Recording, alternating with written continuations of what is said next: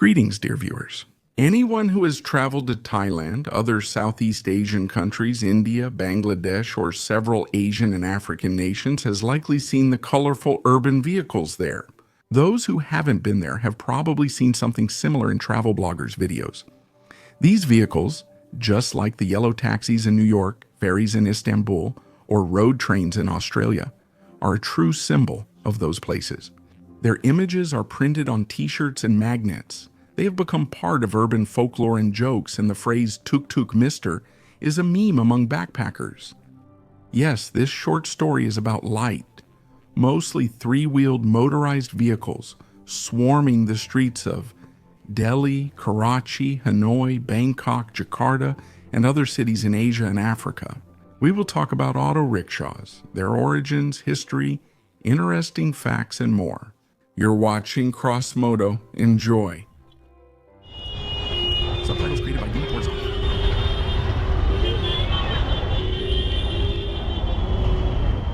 So let's start by clarifying some terminology. These colorful, rattling three-wheelers go by many names, some technical.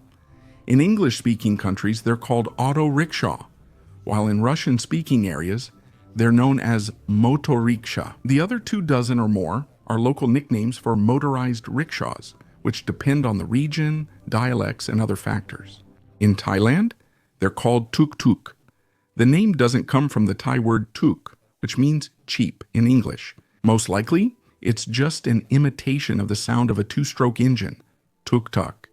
In India, the common term Bajaj is often used simply because most motorized rickshaws are produced by this company. In other places, you can find the following names: Tuxi, Tum Tum, Tempo, Bao Bao, Johnny B, Lapa Lapa, Moto Taxi, Pigeon, Changari, Baby Taxi, and so on. In this video, to avoid confusion, we'll stick to the terms rickshaw, motor rickshaw, and the most popular slang name, tuk-tuk. The motorized rickshaw originates from the regular rickshaw. The name rickshaw in Japanese consists of 3 characters, which mean the following 3 words: person, power, and cart. It's like an AliExpress product name. So, a rickshaw is usually a 2-wheeled cart pulled by a person holding onto the shafts. In the 17th and 18th centuries, similar carts were common in Paris, but their popularity later faded. In Japan, where rickshaws spread to other Asian countries from, they first appeared around the 1860s and 1870s. There are 2 versions of how rickshaws appeared in Japan.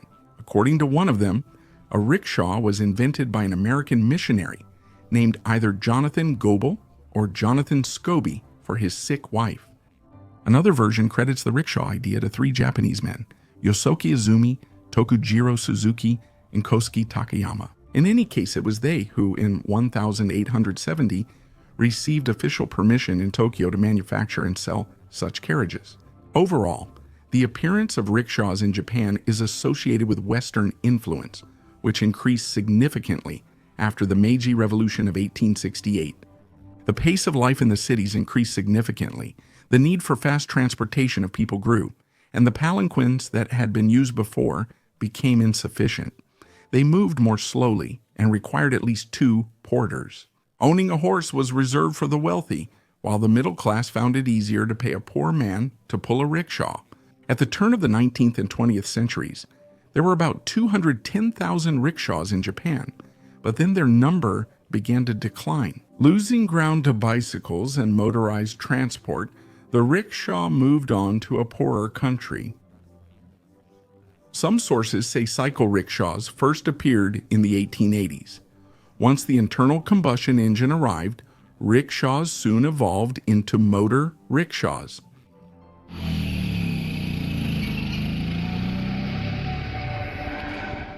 Different sources forgive the tautology, date the appearance of the prototype of the first motor rickshaw a little differently. Some of them take the appearance of motorized tricycles in Japan and Italy in the early 1930s as the starting point.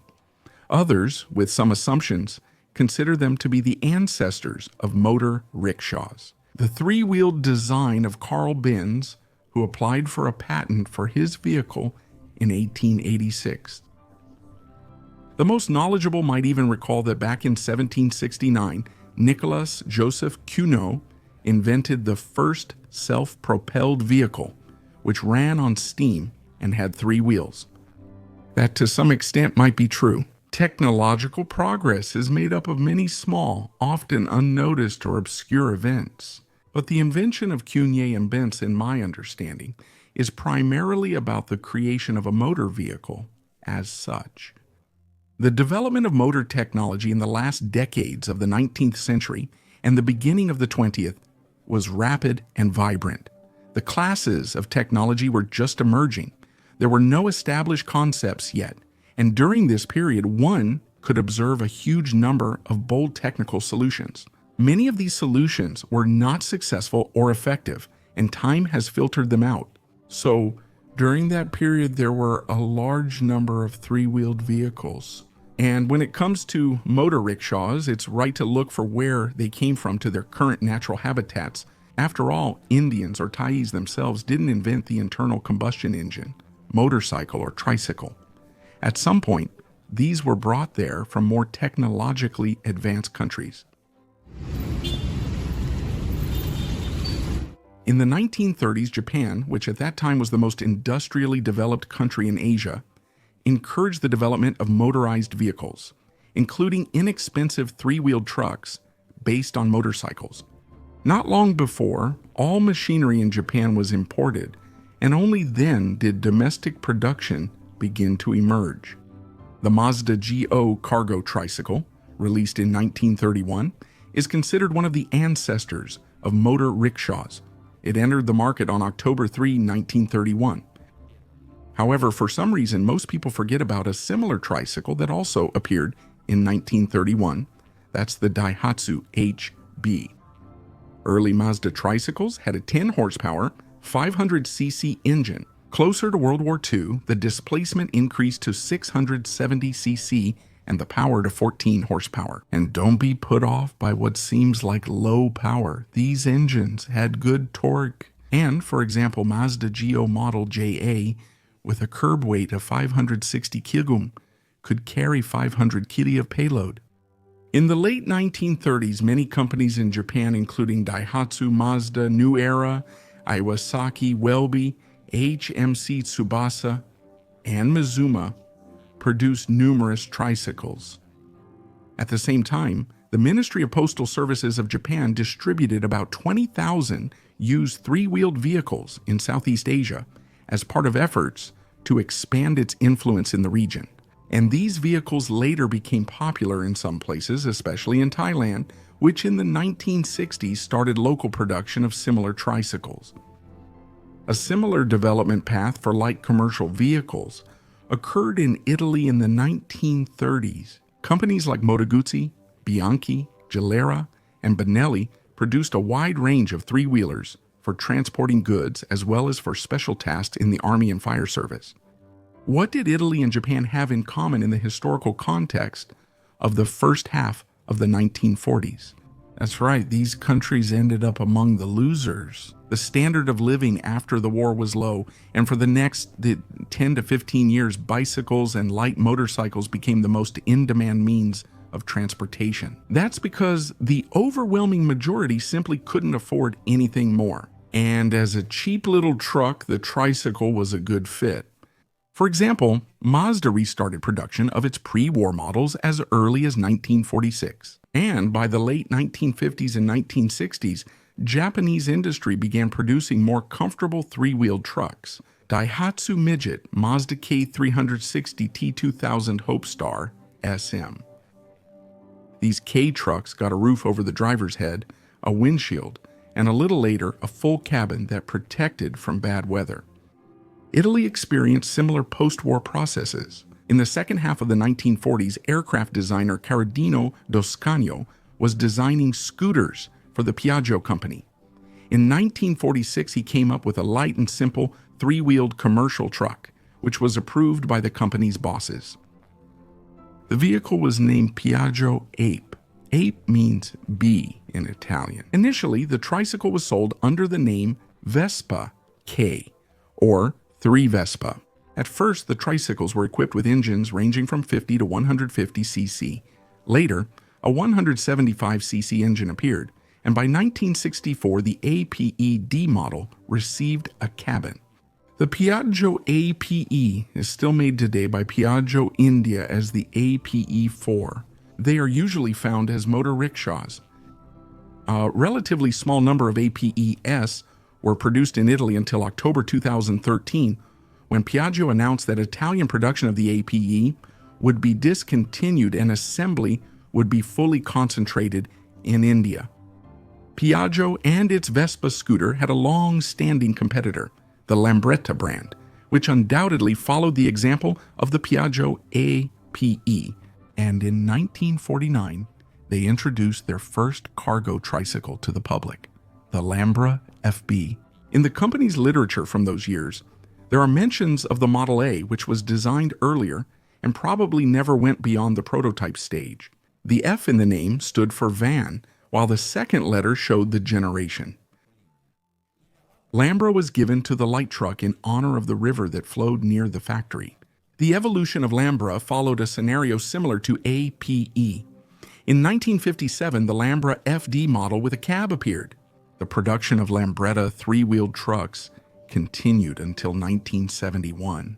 These light trucks were popular with Italians when production began in the late 40s, but by the early 60s, their market had changed significantly. Now, the main buyers were Asian countries, where many of them were exported in the 1960s. Some of these tricycles are still in use today. By the way, did you know that motor rickshaws existed in very small numbers in the Union of Soviet Socialist Republics? In 1957, the Viatka VP 150 scooter, a copy of the 1955 Vespa 150 Grand Sport scooter, went into production. 2 years later, in October-November of 59 three-wheeled trucks were presented at an exhibition in Moscow in van, dump truck, and flatbed versions. These trucks are similar to the Piaggio APE, but there was also the VP 150T Moto Taxi, which resembled the first Lambro in layout. This motor rickshaw was made by special order of VDNKH to transport visitors during tours of the huge exhibition, and about 50 of these motor taxis were produced.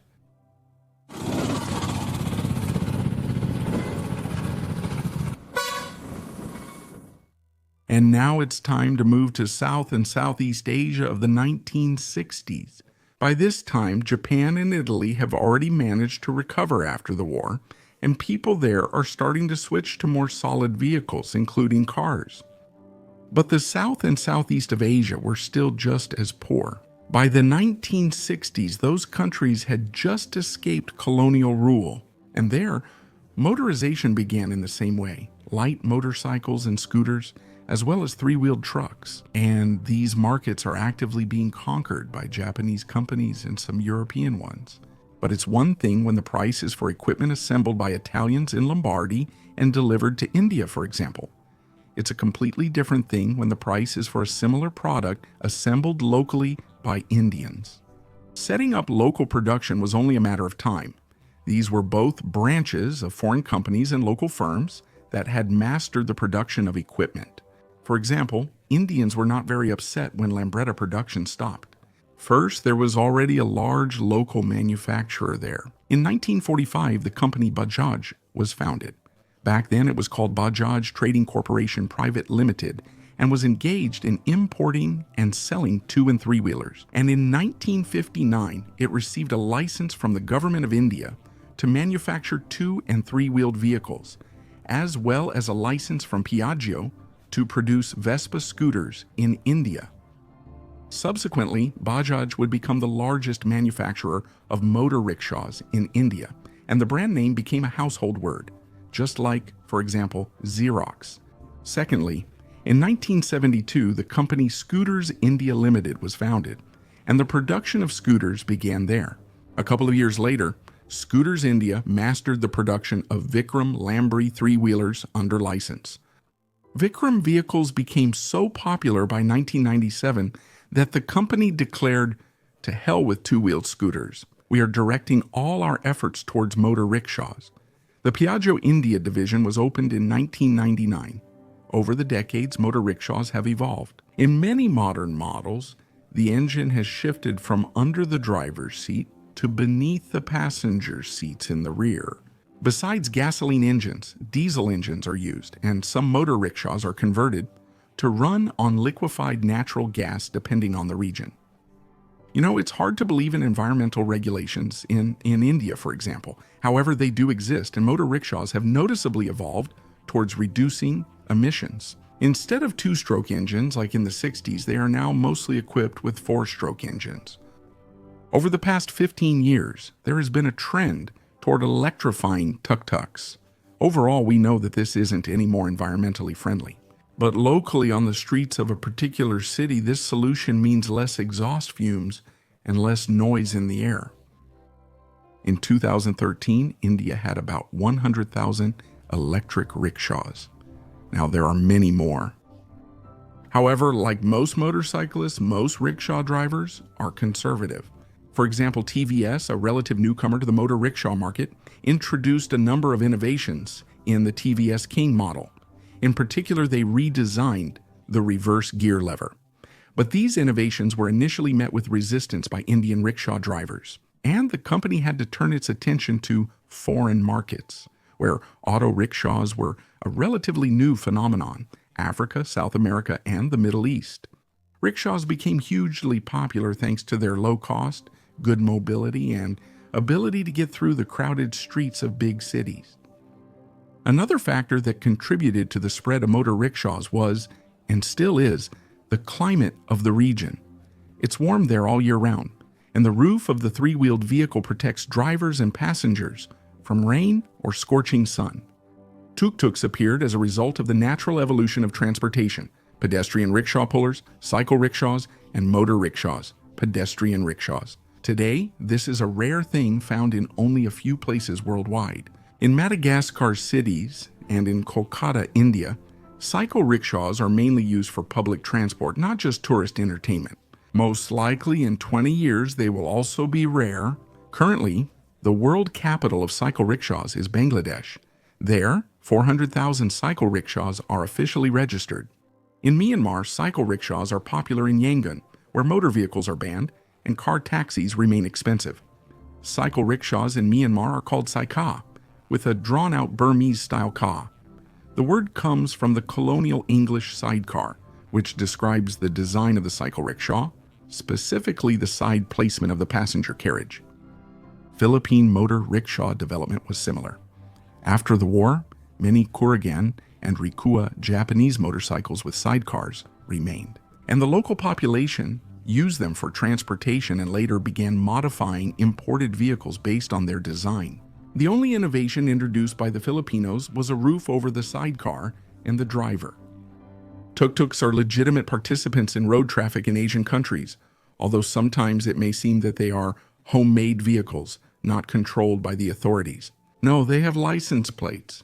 There are special road signs for them and separate points in the traffic regulations, and there are also carrier associations.